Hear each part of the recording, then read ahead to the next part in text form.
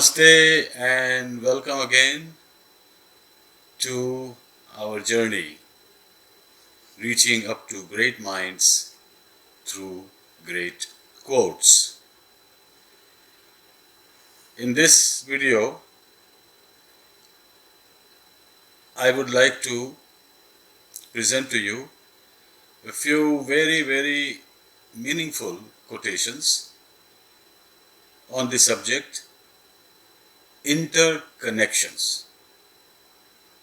At the outset, I should mention that many things we observe to be interconnected, but if we look closer, they are not different things which are interconnected, but it's the same phenomenon appearing as different aspects or dimensions or limbs of the same dynamic organism or the same deep concept or principle. So on interconnections, let's begin with a quote from Francis Thompson.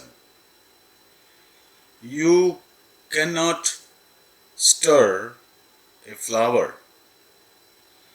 You cannot stir a flower without troubling a star. Now this sounds a bit far-fetched on the first glance, but any movement or any action or any vibration anywhere in the universe affects all the other aspects of the universe, no matter how far they are. So, stirring a flower, troubling a star is as far as you can connect two very seemingly unlikely aspects of creation: a flower and a star. The effect may not be that great that you can observe, but there is a small vibration that connects the flower and the star, because ultimately the whole universe is vibrating at various wavelengths, electromagnetic spectrum. So a vibration on one level of the spectrum affects eventually all the other levels.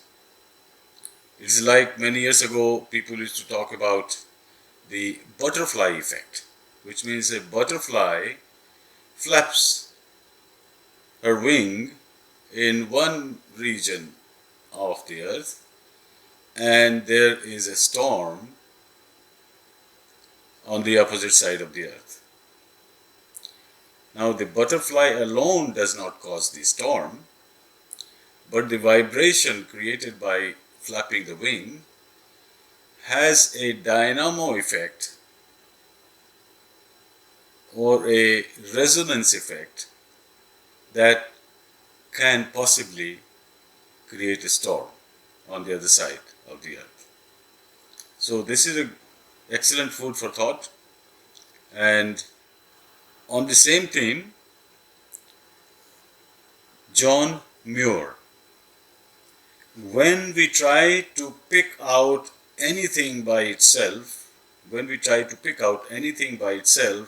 we find it hitched to everything else in the universe. When we pick a disturb or move anything, any object, anywhere, we find that that object is connected to everything else in the universe.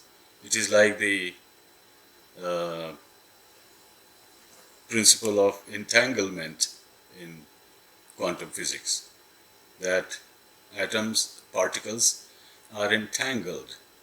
You rotate one anywhere and without any means of communication, the other part rotates in the opposite direction somewhere else. So this entanglement is a universal phenomena. Similar thought by Mahatma Gandhi. When the isolated drops meet, they share the majesty of the ocean to which they belong. So here the interconnection is actually merged into unity. That different drops and billions of drops, when the isolated drops meet, they share the majesty of the ocean which where they belong. So all drops are connected to make the ocean. You will find that this concept of unity and interconnections resonates among so many great minds. Another one is Heraclitus. The One is made of all things. The One is made of all things, and all things issue from the One. Maharishi MaheshYogi shares the same thought here. The life of any individual, the life of any individual is a wave in the ocean of cosmic life, where every wave constantly influences the course of every other. I read it again.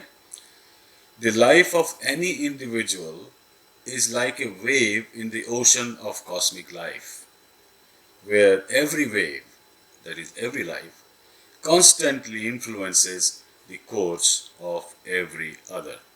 So here he is referring to life, which means as individuals, living beings, we are also one with all the others, with different qualities of course, but we nevertheless share the same principles, same creativity and same nature. Here is one in science technology of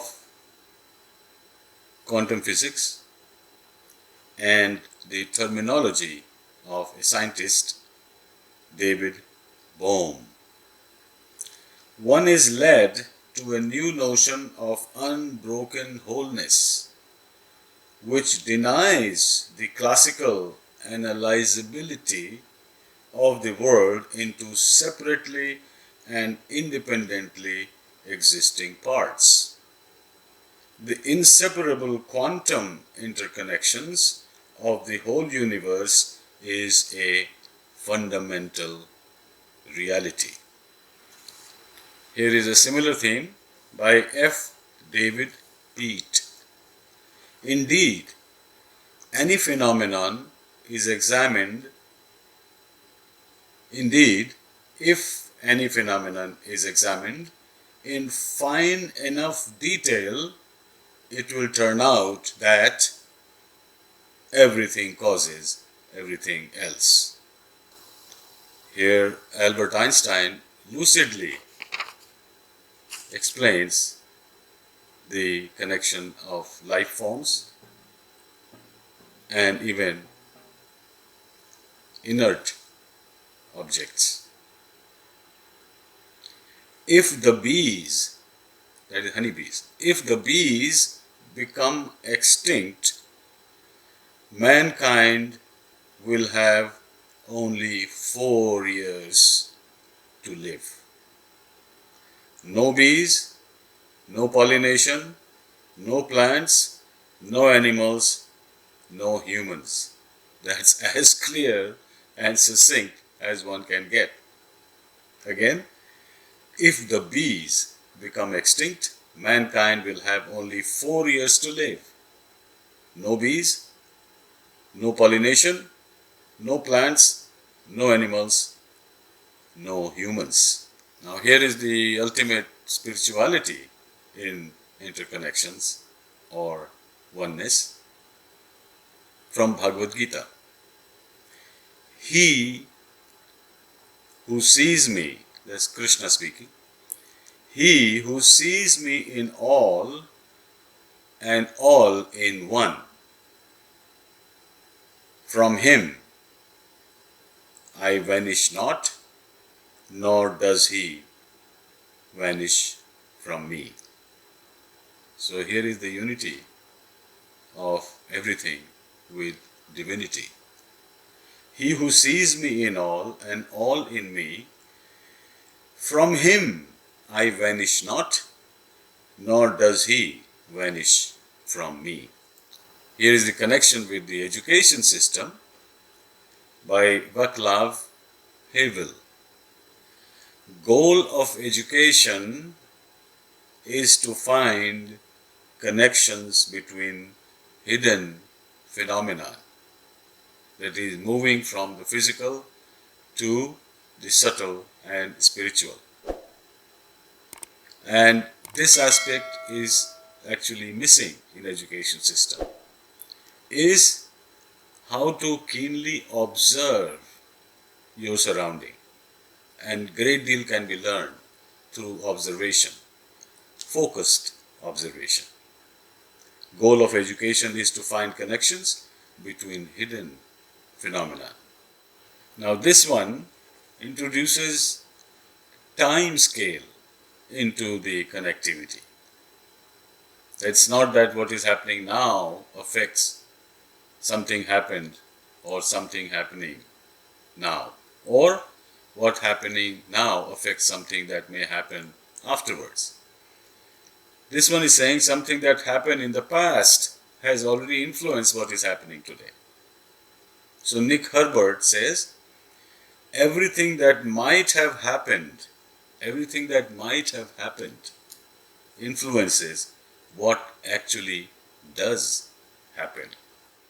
Here's the last one that brings in the concept of karma, cause and effect, directly into ourselves. And this is by Edwin Markham. All that we send into the lives of others comes back into our own. All that we send into the lives of others comes back into our own. It is not only what we do to others that we are affected by, or what we do to others, others may do to us. That is one. Another is what we intend to do,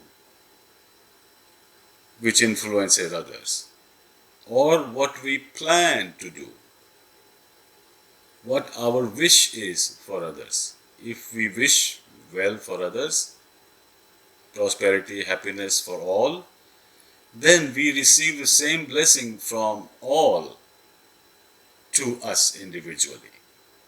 So all that we send into the lives of others comes back into our own.